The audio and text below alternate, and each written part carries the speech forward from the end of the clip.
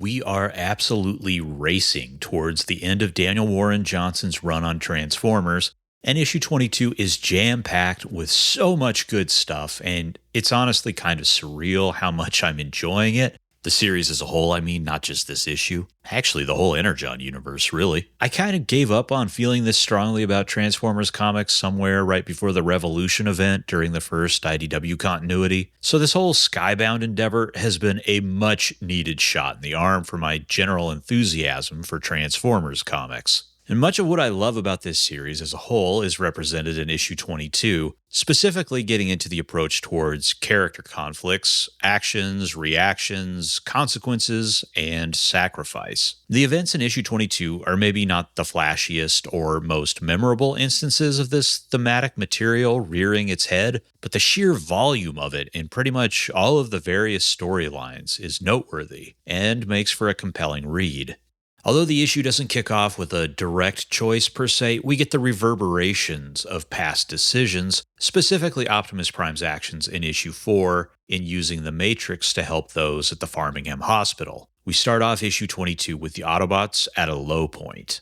I hesitate to say it's their lowest point in this series. I don't know, there have been so many, I'm not sure where their floor is, but here we get a little bit of hope to soften the grief over Slingshot's death last issue, where Dr. Leo and the Farmingham militia arrive to lend the Autobots some much-needed assistance. While this is a callback to events and characters from previous issues, it's also reinforcing the consistent through line of actions having consequences. And something I love about Johnson's approach to that is how noble actions can sometimes lead to a whole host of unintended and sometimes bad consequences. But there's also room for these acts of sacrifice to be good things and to be reciprocated later down the line, as happens here, which is a nice reprieve from the onslaught of bad stuff happening to our heroes. Next up in the story, we get another fairly significant choice that's bound to have a huge impact as well as consequences. With the space bridge on Cybertron restored,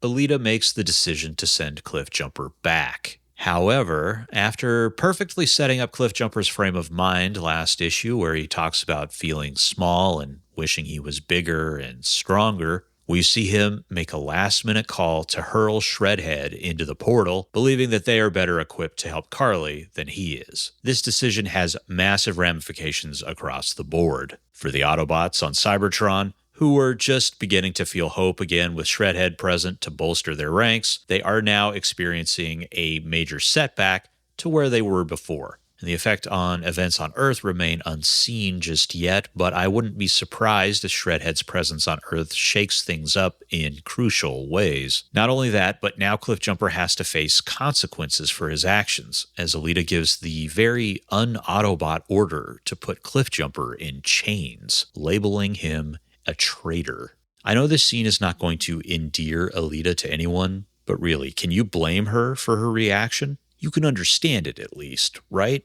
Cliffjumper just threw their whole newly found standing into jeopardy, and the Autobots on Cybertron are yet again sidelined and set back by their own allies in favor of helping humanity. Very similar to what happened in issue 12. And I'm not saying that Cliffjumper or Optimus were wrong in doing the things that they've done in the past. I don't know. You don't have to like her reaction, and I would totally understand if you didn't, but I think it makes perfect sense when you consider what we've seen of the character and what she's been through. Just another example of how Alita is a sometimes antagonist, and I think she's written really well. Anyway, the next section sees the Autobots return with Dr. Leo and the militia to the remains of the Farmingham Hospital, and there are several notable things that happen in this sequence, though maybe not a lot to talk about with most of them, or at least not yet with some of them.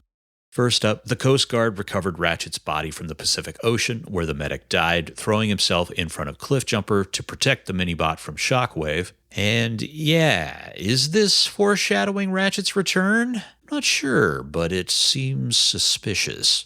To be honest, I kind of hope it's not foreshadowing Ratchet coming back, as I like the high stakes in this series, but death is traditionally cheap in comics as a whole, so we'll see.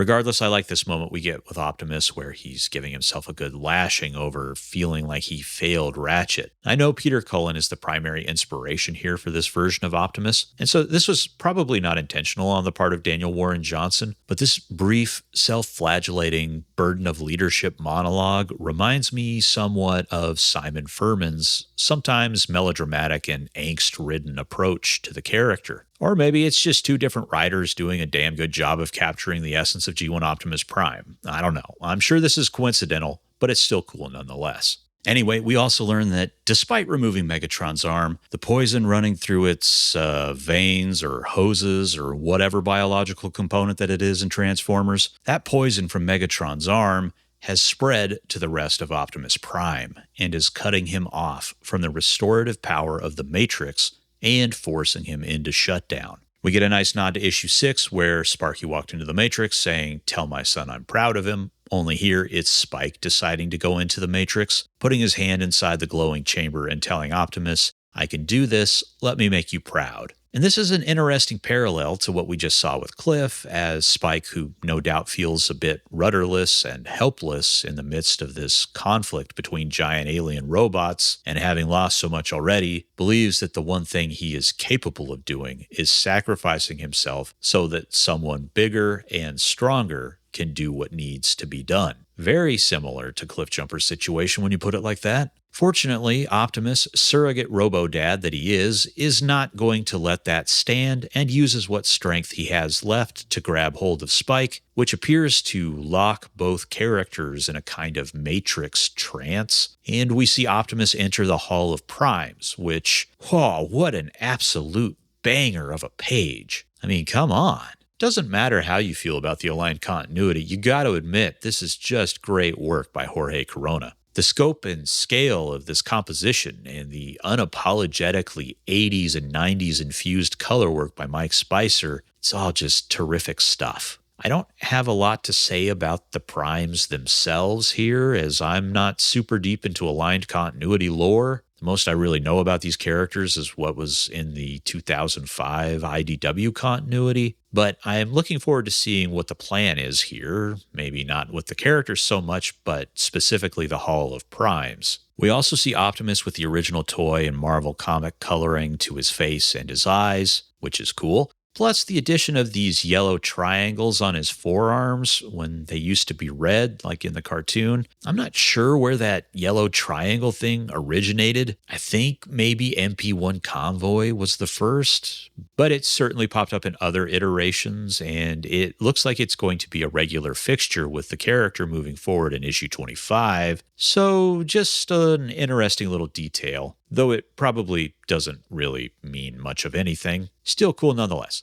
Anyway, we then switch over to what is perhaps the most surprising part of this issue, where Soundwave and Megatron are trying to track the Autobots after their escape from the area where the Ark used to be prior to being teleported away by Thundercracker and Skywarp. They locate a set of old foot and handprints left by Optimus Prime at a makeshift grave site for the deer the Autobot commander accidentally stepped on in issue 2. I feel like pretty much all of the issues in Volume 4 have given us new insights into this version of Megatron as a character, and this is no exception.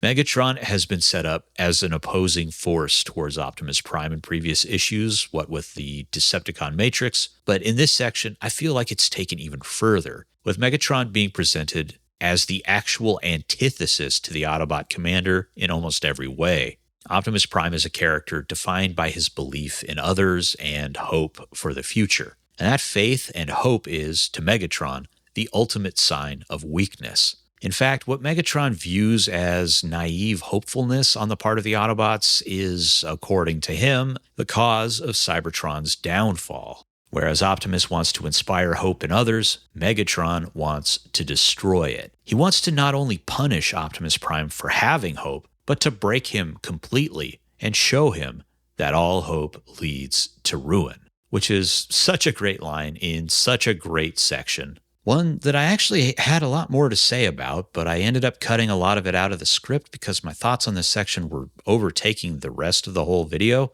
and it's starting to feel too much like an extended tangent, considering not just this issue but many other elements of the series as a whole. I think there's a good chance I'll turn that part of the script that I cut into its own video at some point, but we'll see. For now, we should keep moving because somehow there's still a ton to cover. We cut to what I assume is the West Coast, where we see the US military has assembled, ready to make a stand against the Decepticons, which does not go well, as you might expect. I mean, seriously, these guys get totally slaughtered. And man, never have I felt such crushing despair at the thought of having to do a body count for a video.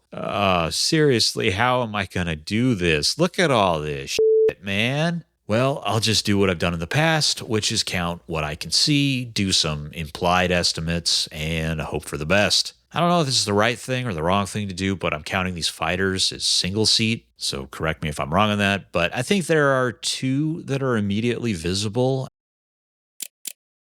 And this one that crashes, I'm interpreting these figures in the flames as casualties, so that's an additional 4.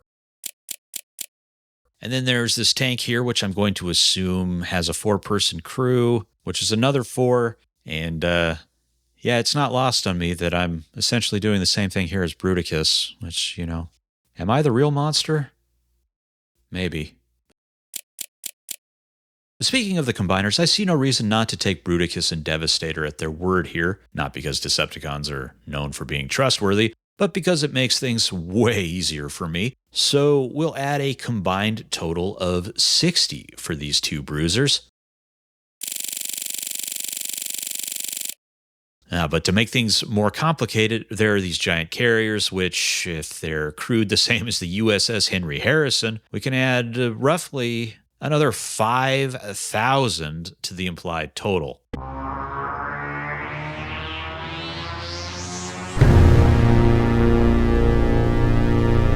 And oh boy, there are 3 of these things in the water. Should we assume these are all going down? Should I just add them up now? Look, I don't know. There's so many things that I missed here. It's just impossible to keep all of this accurate. It is a slaughter right now. So we're just going to add some notes here to this bloated monstrosity of a text that this this body count has become. This is absurd. But we can't forget to add actual real-life editor of the comic, Ben Abernathy, who makes a cameo here and who also gets the classic, albeit divisive, DWJ treatment of being introduced and killed off in the same issue. And we'll just give him his own line here in the body count as a place of honor, I guess. I don't know. Oh, man, what am I doing with my life? Body count insanity aside, this section has some great moments. I love Megatron's whole spiel. The entire thing is great.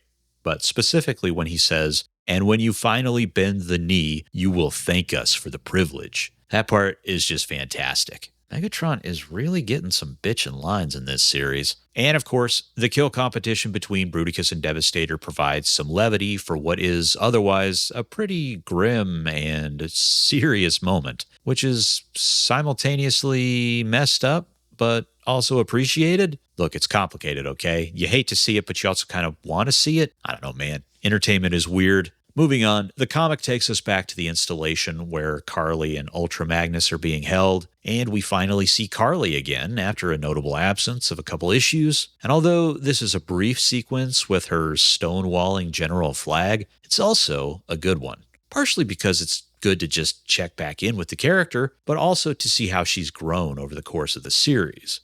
Earlier on, around issue 7 or 8, I felt Carly was turning into a character that could potentially mesh well with G.I. Joe. Obviously, she knew about the distinction between Autobots and Decepticons, but she had a kind of bloodthirstiness and hatred towards Starscream that seemed like it would have fit right in alongside a character like Duke, just, a whole lot less training and skill. But after multiple instances of Carly's anger being shown to be corrosive and detrimental to herself and her friends, she began to reassess her priorities and let go of some of that anger. And I feel like this scene is the payoff for her growth as a character, where she puts aside her desire to see Starscream pay for what he's done. Instead of working with General Flag, she focuses instead on protecting her allies. As much as she can, anyway. I have to admit, I was half expecting this whole thing with Carly and Ultra Magnus to either come into play later on after Johnson's run, or maybe even spill into the pages of G.I. Joe. So you can imagine my surprise, but also happiness, when Johnson pretty much put a bow on this whole subplot with this issue by having Doc release Ultra Magnus, who in turn rescues Carly. And this is a really nice moment for Doc, and again, another instance of a character making a decision and a sacrifice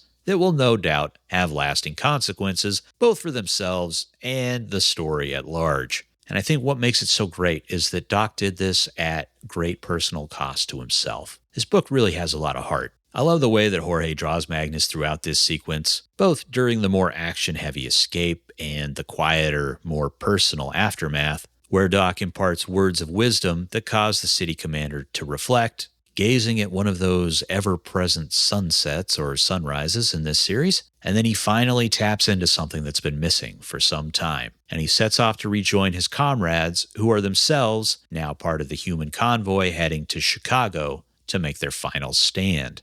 Oh man, this issue really cooks. There was just a lot here that I found immensely satisfying and fun. I loved every moment of it, really. As sad as I am to see Daniel Warren Johnson and Jorge Corona's time on the book come to an end, I'm very excited to see just what is going to go down for the finale. But anyway, that's all I've got on this one. Let me know your thoughts on the issue and where we're at in the series as a whole. Thanks for watching, and I'll see you next time. Goodbye.